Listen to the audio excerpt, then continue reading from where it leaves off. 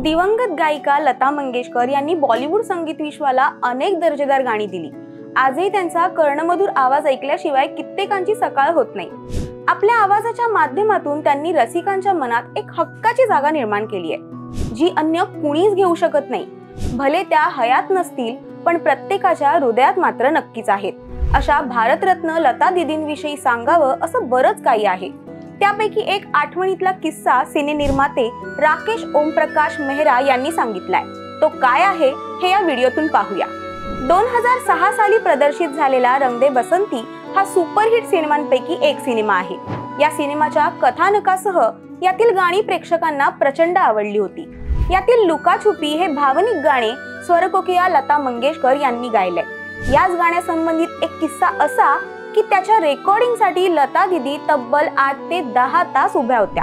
याबाबत बोलताना फिल्म निर्माते राकेश मेहरा म्हणाले, लता दीदींनी या गाण्याची ज्या पद्धतीने रिहर्सल केली आहे त्याला काहीच तोड नाही। त्यांनी मला फोन करून या गाण्याच्या रेकॉर्डिंगसाठी चेन्नईला जाऊ का असे विचारले होते। मी त्यांना सांगितले रहमान त्यांच्यासोबत या गाण्याचे रेकॉर्डिंग करण्यासाठी मुंबईत येणार आहे, मात्र त्यांनी चेन्नईला जाण्यावर जोर दिला। त्या म्हणाल्या, मी तिकडे गेले तर चांगलं होईल। ही विनंती करतेवेळी त्या इतक्या नम्रपणे बोलत होत्या की मेहरांना नकार देता आला नाही।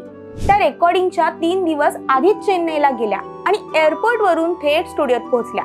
ए.आर. रहमानने त्यांचे स्वागत केले आणि गाण्याची रचना ऐकवली। लता दीदींनी रियाज करता यावा म्हणून हे गाणे कॅसेट स्वरूपात मागितले।